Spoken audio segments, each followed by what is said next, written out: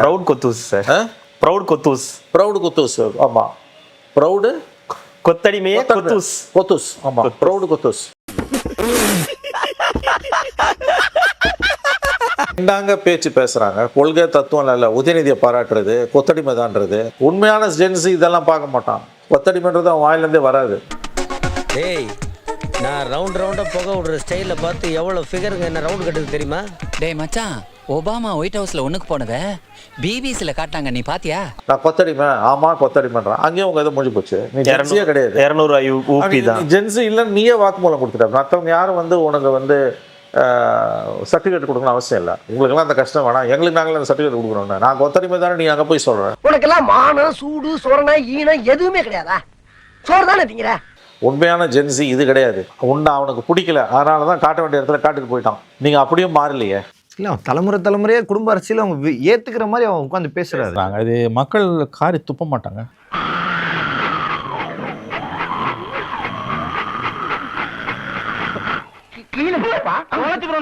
விஜய்க்கு வந்த இளைஞர் பட்டாளத்தை பார்த்து நீங்க வயிறெறியறீங்க. எரியுதடி மாலா ஃபேனை போடு. இன்னொரு ஆள் பேசினேன் சார், வாரிசு அரசியல். ஆமாம், நாங்கள் வாரிசு அரசியல், எங்க தாத்தா அப்பா நான் என் பிள்ளை வரைக்கும் வாரிசு அரசியல். அப்ப வாரிசு அதிகாரத்தையும் அவங்க ஆதரிக்கிறாங்க சார். இது மல்லாக்கப்படுத்தி தானே வானத்தை நோக்கி காரி உமிழ்ந்து கொள்வது. என்னையா ஓ மூஞ்சிலே துப்பிக்கிறத? அதாவது இந்த வாரிசுல இருக்க எல்லாருமே வழி விட்டு நிக்கன்னு சொல்றீங்க, அவங்களே விளைக்கிறது நல்லதுன்னு சொல்றீங்களா? எல்லாம் செத்துருங்க நான் சொல்ல முடியும். நம்ம இல்லை சார், நீங்க அப்படி இல்லை. வெற்றியோ தோல்வியோ திமுகவை எந்த கொம்பனாலும் அழிக்க முடியாது, ஏத்துக்கிறீங்களா சார்? திமுகவை எந்த கொம்பனாலும் அழிக்க முடியாது. அந்த காரியத்தை திறம்பட திமுகவை தனக்கு தானே செய்து கொள்ளும். அதுதான் இப்ப நடந்துகிட்டு இருக்குது. இந்த தோல்வியிலிருந்து திமுக பாடம் கற்க மறுக்கிறது என்றால் மறுக்கிறாங்க, அவங்களை யாராலையும் காப்பாற்ற முடியாது. அது அவ்வளவுதான், டைம் முடிஞ்சது, வா. ஏன்னா இங்க விஜய் அரசு திமுக அமைச்சர்கள், முன்னாள் அமைச்சர்கள் மீது ஊழல் குற்றச்சாட்டுகளை ஒவ்வொன்றாக விரைவில் விசாரிக்க தொடங்க போகிறது. உதாரணத்துக்கு நேரு வழக்கு. அவங்க அப்ப எஃப்ஐஆர் போட்டு தான் ஆகணும். போட்டாங்கன்னா ஆட்டோமேட்டிக்கா இடி உள்ள வரப்போகுது. அப்ப ஒரே நேரத்துல விஜய் அரசாங்கத்தையும் ஒரே நேரத்துல மோடி அரசாங்கத்தையும் எதிர்க்கக்கூடிய அரசியல் வல்லமை திமுகவுக்கு சத்தியமாக கிடையாது. சண்டாளா நினைச்ச மாதிரியே சரிங்க திருப்பி விட்டானே, நான் என்ன பண்ணுவேன்? அப்ப கண்டிப்பா விஜய் கண்டிப்பாக விசாரணையை முடுக்கிதான் விடுவார். அப்ப ஒரே நேரத்துல மாநில அரசையும் மத்திய அரசையும் பகைச்சுக்கிட்டு அரசியல் பண்ண முடியாது. இங்க மாட்டினா சீவலு, இங்க மாட்டினா சிதறலு. சீவல் பெருசா சிதறல் பெருசா தெரியலையே. இந்தியா கூட்டணி உள்ள போய் உட்காந்துக்கிட்டு மோடியை எதிர்க்க வேண்டிய ஒரு அரசியல் இன்னைக்கு திமுகவுக்கு கிடையாது. இந்தியா கூட்டணியிலிருந்து வெளியேறாங்கன்னா அப்ப அவங்க அடுத்த ஆப்ஷன் என்டிஏக்கு போறதுக்கு வாய்ப்பு இருக்கு. ஐயா டேனு கூப்பிடுங்க ஐயா, 10,000 தடவை டேனு கூப்பிடுங்க ஐயா, டேனு கூப்பிடுங்க ஐயா. ஐயா பேசுங்க ஐயா, அம்மா பேசுங்கம்மா. கடந்த கால வரலாறு பாத்தீங்கன்னா அவங்க மத்தியிலும் மாநிலத்திலையும் ரெண்டு விஷயம், மத்தியிலும் மாநிலத்திலையும் அதிகாரம் இல்லாம இருந்ததே கிடையாது. அதனால இவங்க திமுக எங்க போகும்னா ஒரே ஆப்ஷன் என்டிஏக்கு போறோம். இல்ல இப்படி எடுத்துக்கலாம் சார். அதிமுகவும் திமுகவும் கூட்டணி வைக்கிறதுல என்ன பெரிய தேச துரோகமானு கேட்கற மாதிரியான ஒரு அதேதான். ஓகே, அதேதான். அந்த வார்த்தை வாயிலிருந்து வருது, அன்னைக்கு கட்சி முடிஞ்சு போச்சுன்னு அர்த்தம். கதம் கதம், கட்சியோட கதை முடியுது. கதம், bye bye, tata, good bye, கயா. அப்ப என்டிஏக்குள்ளார திமுக போகுதுன்னா அப்ப அதிமுக என்ன ஒரு அதிமுக கூட என்டிஏக்குள்ள போலாம். அடுத்த தேர்தல் ரொம்ப வித்தியாசமா இருக்கும். திமுக, அண்ணா திமுக, பிஜேபி 3 பேரும் ஒரே கூட்டணியில இருப்பாங்க. இந்த கூத்தெல்லாம் நடந்ததுன்னா ஆச்சரியப்படாது.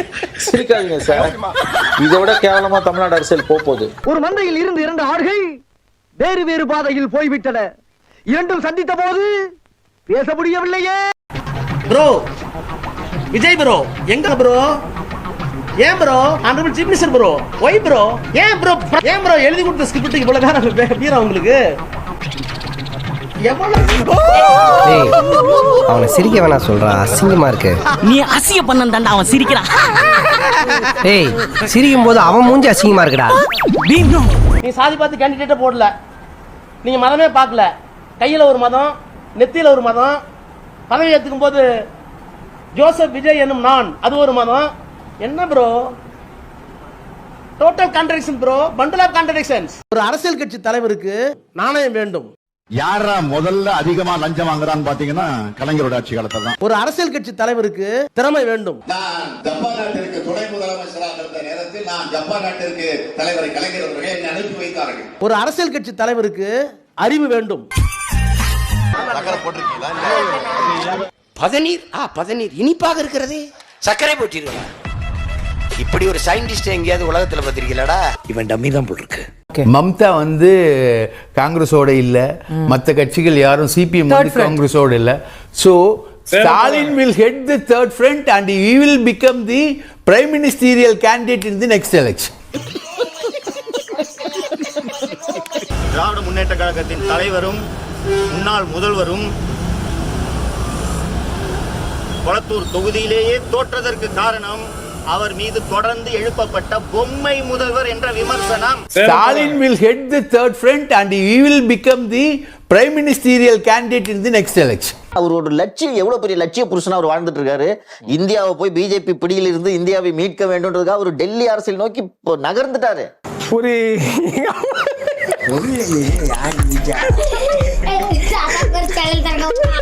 சரி, சும்மா இருந்த ஆளுக்கு மனசுல பிரதமர் ஆசையெல்லாம் வேற காமிச்சு விட்டாங்க. அந்த ஆசையும் இருக்கு அவருக்கு. அவர் உறுதியா நம்ம டெல்லி அரசியல கலக்க போறோம் நம்புறாரு அவரு. வருஷமா சர்வ சாதாரணமா இந்த ஸ்டேட்டை நடத்திட்டு இருக்க முடிஞ்ச எனக்கு இந்தியா மாதிரி ஒரு கண்ட்ரியை நடத்த முடியாதா? இதே தானே அங்க.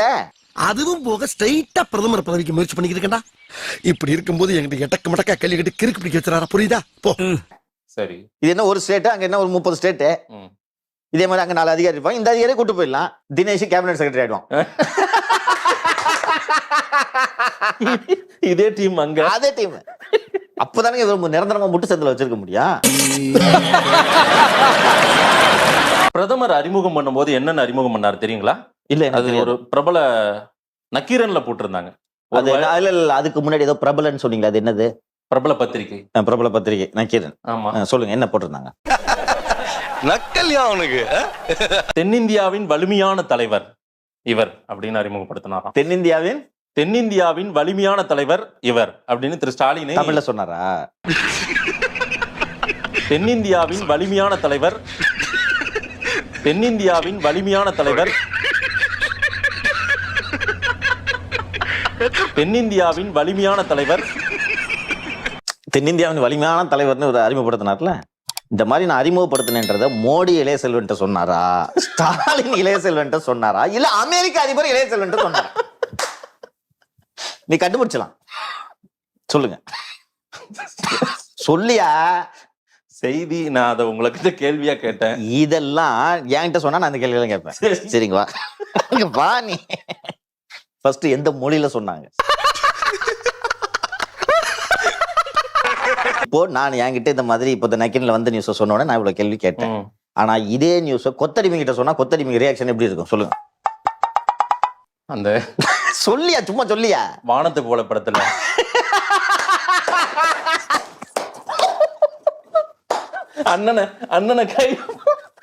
அண்ணனை கைது பண்ணாம கை விலங்க இப்படி தூக்கி போட்டு போனதும் அந்த சீன் தான் நல்லா இருக்கும் சார். இப்ப தெரியுதா இவங்களை ஏன் கொத்தடிமைன்னு சொல்றேன்னு? யோசிக்கணுமா வேணாமா? இன்னைக்கு மச்சானுக்கு இன்னைக்கு பிறந்தநாள். மச்சான் வாழ்த்துக்கள், ரொம்ப சந்தோஷம். பிறந்தநாள் சிறப்பா கொண்டாடி நீங்க சந்தோஷமா இருக்கணும். அது போக பிறந்தநாள் அன்னைக்கு தன் வீட்டுல இருங்கன்னா தேவையில்லாம சின்ன வீட்டுக்கும் உங்க வப்பாட்டி வீட்டுக்கும் போயிட்டு இருக்காங்க. நீ பாடு